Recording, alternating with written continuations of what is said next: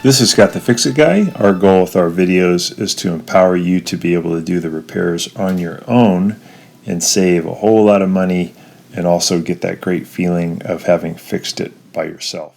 Today we have a Frigidaire laundry center dryer that won't heat up, and this is a pretty common problem, easy to fix. First thing you want to make sure is the gas is turned on, so sometimes the gas gets turned off. If the gas is turned on and it still won't heat up, it could be the thermal limiter. Here's how you would fix it. So you want to take off this front panel by removing a couple of Phillips head screws, and then you lift it off. There's another panel underneath. You're going to remove all these screws, and once those screws are off, you can lift this panel off, and that's going to give you access to where the igniter is and where the burner unit is, and you should be able to look in when you set it to start to see if the igniter glows. Another thing you can do is use an electrical tester or multi-tester to put it in where the modular connector is for the igniter to see if it's getting 110 volts. If it's not getting 110 volts, it probably is the thermal limiter, and this video will show you how to change that. It's not too hard to do. So I'm just taking off these last Phillips head screws, and then I will have good access to the burner. So a couple things you can check: make sure it has gas flow, the gas is on, and then this is a way to check to see if the igniter is okay. Here's where the igniter is, and this is a multi-tester you can get pretty cheap from Amazon. It allows you to check for voltage and for continuity. We're going to check for 110 volts AC, so we set it for AC. We're going to put our probes right into this white connector. I'm going to put one in to the back of the connector as deep as it'll go, and then the other metal probe into the other hole, pushing as deep as it'll go.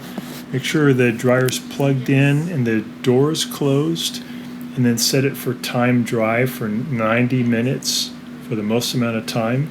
Press start, and then after a few seconds you should get a reading of 110 to 120 volts. 120 volts. If you don't, then it could be that the thermal limiter isn't working. If you do get the voltage and you still don't see the igniter glow, that would mean you need to change the igniter, which is pretty easy.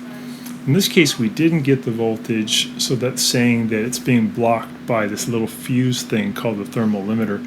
So we're going to get to it by removing a couple screws from the bottom of this white panel and then prying it with a standard head screwdriver to pry it off. Make sure we have it unplugged, and then we're going to disconnect this little modular connector here by pinching in and separating it, and that's going to let this panel drop even a little lower.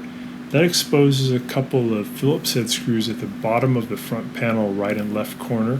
We're going to just zip those out. They're a little bit smaller than the other screws, so you want to keep track of these too. They're kind of special just for the bottom panel. At the top there are 4 screws of the top panel that we want to zip out. And if we get those all out, then we'll be able to lift up and pull back on the panel. And once we get that panel off, we're going to be able to get the tumbler out, so we can get to this, pull this front panel off, so we can get to this thermal limiter that probably blew. So we're going to reach in and we're going to disconnect the belt by pushing in on the pulley and pulling it off the motor pulley. And then we want to remove this top panel by removing about 6 screws that are holding it on. That's so that we can lift up on the back of this tumbler by about 4 inches to get it off of the rear bearing, and we can pull the tumbler out. Once the tumbler's out, it's going to expose the thing we have to get to, this thing here, which is the thermal limiter. The thermal limiter is the one lowest down to your left. Here's a link to it. We'll put this in the description below too. These are pretty cheap from Amazon, or a lot of other part stores have them. And when these get too hot, they blow and they cut power to the heater. So you could test it with your multi-tester, do a continuity check just to make sure. But if it is blown, you just pull these wires off, and then use a Phillips head screwdriver to remove it, and then put the new one in with the Phillips head screwdriver, put the wires back on, and then we can just do a reassembly. So that's a very common thing that can burn out due to usually a clogged vent tube. So I'm putting the top panel back on. I've already got the tumbler back into position, and I put the belt back on. So I'm putting the top panel back on, put the control panel back on, and now I'm going to put my multi-tester back into those holes just like we did before. I'm going to plug it in, set it for time dry, and make sure that the door is closed, and then I'm going to see if I get voltage. And with the thermal limiter replaced, we should get voltage, and we should get the igniter to start to glow, and then we'll get heat.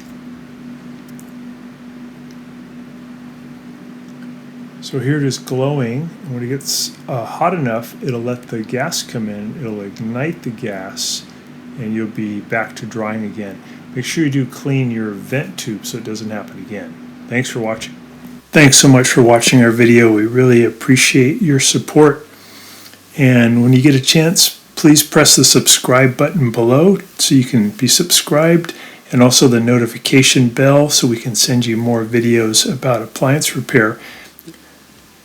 Please also give us a thumbs up if you enjoyed the video.